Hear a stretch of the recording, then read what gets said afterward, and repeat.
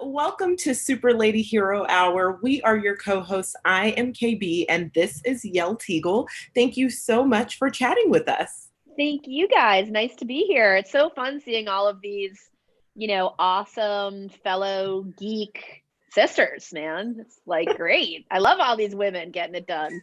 Yes, yes, so do we. So, speaking of getting it done, obviously, you are creating some of the most gorgeous costumes on the show.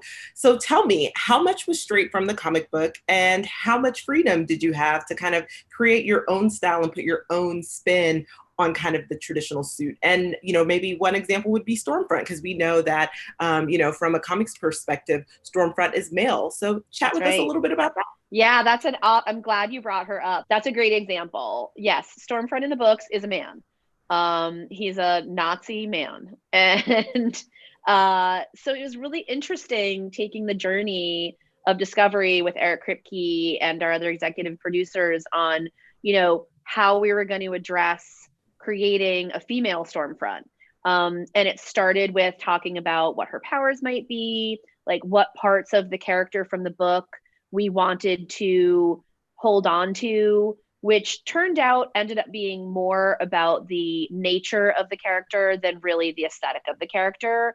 And that did give me a lot of creative license to then sort of take the notes about who she is as a character and then do a lot of research to come up with various like iconography and, custom like printed fabric designs to kind of like pull her all together. So everything about all of the suits are custom.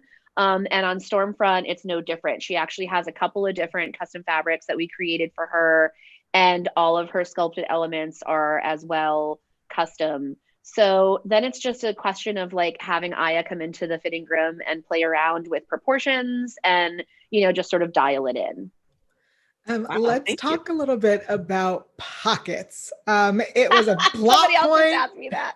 It's a plot point in this season, and also pockets are the rarest thing in women's fashion.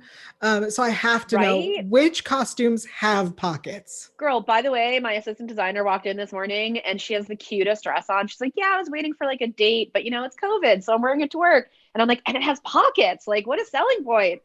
You're so right. Us ladies are super not like, we just don't have enough pockets in our lives. This is why I carry around my, phone on a cord. Um, but yes, I mean, here's the reality. Not gonna lie. The dudes don't have pockets either. Like super suits are not specifically pocket heavy for the most part, unless the character is a character that actually has, like pockets as like a character point.